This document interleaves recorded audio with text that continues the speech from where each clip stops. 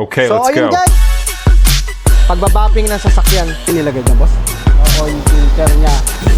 Stable naman yung manubela niya. Sinisimulan niya na, pinadiagnose.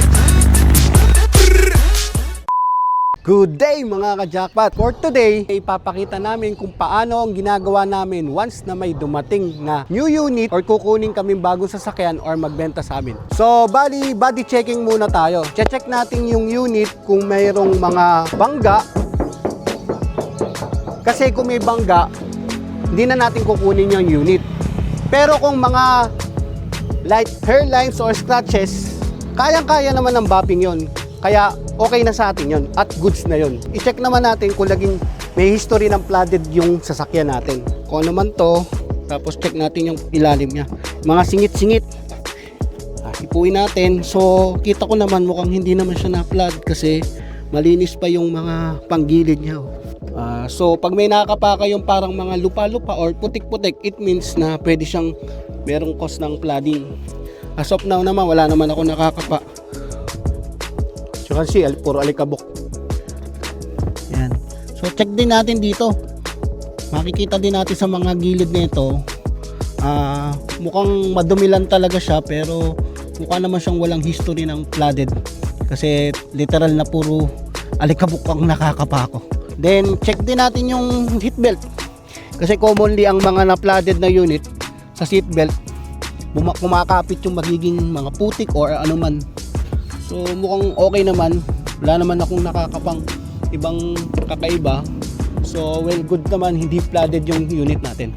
So, yun na nga mga ka-jackpot. Bali, bago namin kunin yung unit, pinapacheck muna namin sa LTO at HPG yung papel niya para malaman namin kung cleared yung sasakyan. Pag kasi naka-alarma yung sasakyan, hindi na namin kukunin yun. X na sa amin yun mga ka-jackpot. Dito naman tayo ngayon sa loob ng sasakyan. Ngayon, susubukan natin i-test drive yung sasakyan. One click lang, start na agad ang unit. So, okay yun. Ngayon, check natin yung aircon. Aircon niya, once naman na dinikit mo yung mga kamay mo at parang tumatago sa buto yung lamig, okay din yun. Sabihin, hindi hilaw yung lamig ng aircon. So, okay siya. Check din natin yung mga button like nung hazard. Yan. So, makikita naman natin sa board natin na working yung hazard natin. So, okay yung signal lights agad natin. Left, right, working. Mga buttons natin sa bintana, baba natin. Ayan. So, working naman. Sa likod, check din natin syempre. So, ibalik natin. Yan. Working lahat. Then, yung bintana natin, left muna tayo. Gumagana naman, right? So, goods naman din siya. Then, try natin i-window lock. Okay, window lock na, try natin i-open. So, hindi naman siya nabubuksan. Kahit bata, hindi mabubuksan sa likod. Ganun din. Okay. Tingin ko okay na to para sa test drive. So, let's go. Test drive natin itong unit. Smooth. So, sa pagte-test drive natin ng sasakyan, napansin ko naman na smooth lahat. Maganda ang manubela, maganda yung brakes niya, pati yung gas niya okay din. Saka, brand new pa naman itong sasakyan halos kasi 2024 models kaya talagang sariwa pa at maayos pa lahat.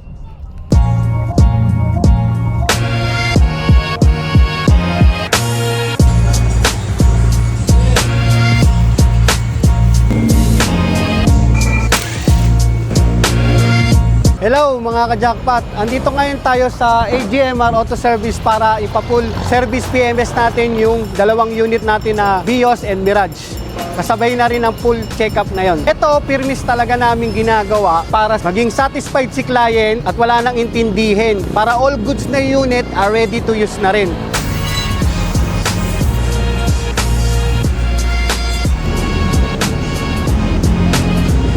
I-brake cleaning yung unit. Natanggal muna yung mismong plato ng preno para malinis yung loob or brake cleaning.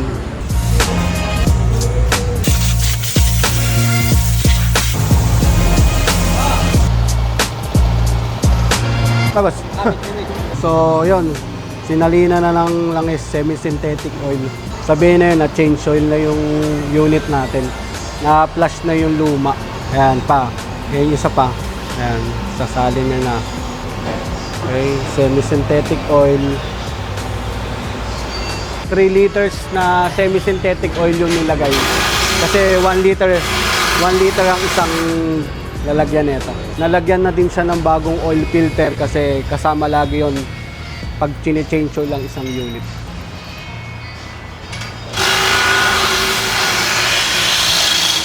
Ayan. Yun mga ka-jackpot, lalagyan natin ng bagong cabin filter yung unit natin kasi palitin na siya, madumi na. Bale yun, mga nilagyan na siya ng anti-squill. Tapos ngayon, binabalik na yung brake pad. Nalagyan ng konting grasa. Grasa yan ako yan, no? So, titingnan niya na doon sa for tablet niya para i-check yung status ng unit. Bali yung ginagawa talaga to para malaman natin at makita yung mga possible na hindi nakikita na maging sakit ng unit. Saka para ma-check din natin kung talagang legit yung odo niya. So ayan, sinisimulan niya na. Dinadiagnose niya na. So ayun. Okay naman po. Okay naman. So ayun, okay na yung unit natin. Bali, una, PMS natin which is change oil, brake cleaning din siya. Tapos, yung mga other parts, pina-check din natin. Tapos, tinitin din yung gear oil niya. Ang ganda na naging result. Walang nakitang diagnosis dun sa pagkakaiska natin. Ibig sabihin, goods na goods at all goods yung unit natin. So, all goods na yung unit. Talagang ready to use na. Gagamitin na lang ng bagong new owner. So, ayun na nga. Nandito tayo na sa garahe natin. Kung saan nandito yung unit natin. Bali si unit, nakikita nyo, nakataas na yung hood niya kasi i-check natin yung makina. Once naman na makita nyo yung makina, sobrang madumi talaga, maalikabok. Ngayon, kailangan natin i-engine detailing wash yan para maging brand new look ulit yung sasakyan para pag nakita nung magiging bago new owner, ma-amaze at mai-inlove agad. Ito naman yung matting niya, isang set, kumpleto, pati yung isang set na seat cover. Bale, kailangan natin laban yan para maging mabango at maayos. Siyempre, para maging sanitize at ma-inlove yung mga gagamit na to. Ngayon naman, ikutan natin yung sasakyan. Unahin natin yung loob niya, yung interior niya. Makikita nyo naman na malinis na at lalo pa nating lilinisin yan. Para lalo siya maging bagong tingnan. Then, dito naman tayo ngayon sa likod.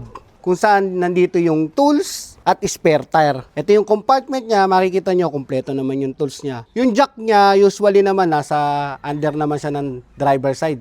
Tapos, may EWD na siya, may tie wrench, may tow hook, at syempre, parang pang-ikot ng jack. Ngayon, meron din siyang lagayan. Ngayon, ito naman yung spare tire niya. Ayan. Makikita nyo naman, bagong-bago pa yung spare tire. So, ito pala yung jack. Makikita nyo naman, nandun siya sa ilalim. Ayan. Ayan. Nasa ilalim siya. Usually, nandyan naman lagi ang pwesto ng jack. Kahit anong unit, usually dyan nakalagay. So, yun guys. Sisimulan na natin ngayon i-engine wash tong unit. Bali, kailangan lang natin ng degreaser. Tapos, after malagyan natin ng degreaser, babanlawan natin siya ng tubig. Pagkabanlaw ng tubig, pwede na natin sabunin. After natin masabon, babanlawan natin siya ng tubig. Doon na natin tutuyuin yung unit para totally presentable sa client pag nakita niya. Nakita niya na malinis talaga yung unit natin na binebenta.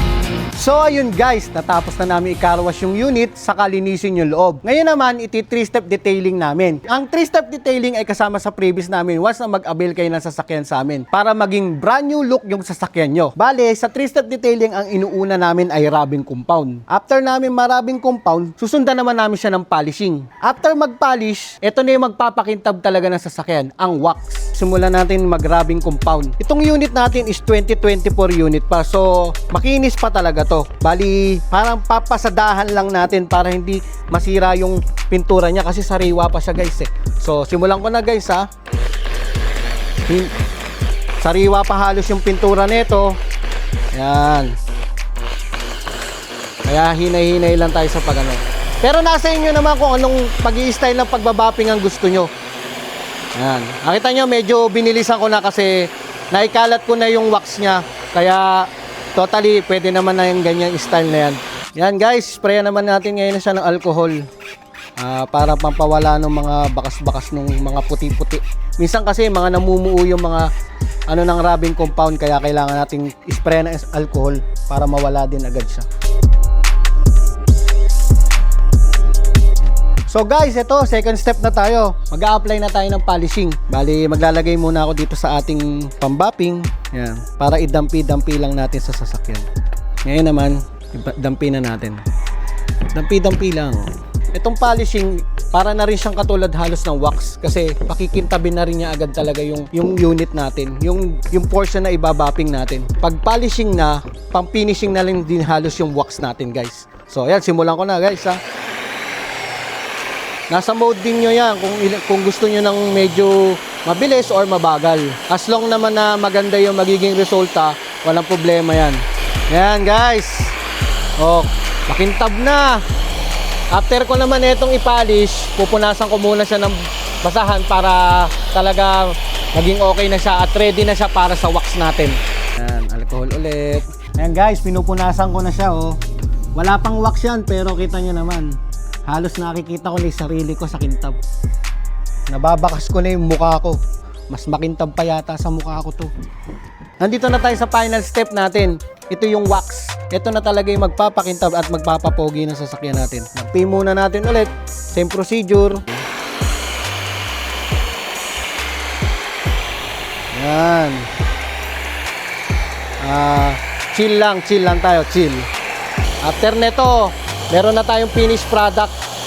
Siguraduhin nyo lang na lahat ay tinatamaan ng ating pagbabapping para pantay yung kintab niya guys. Kung mapapansin nyo, itong side lang ng hood yung binabapping ko. Pero pinakikita ko lang din sa inyo to guys kasi usually naman talaga, ang ginagawa namin talaga dito is buong unit binabapping namin. Kahit driver side, passenger, lahat po yun. Wala kayong makikita, lahat makikita nyo, sobrang kintab guys.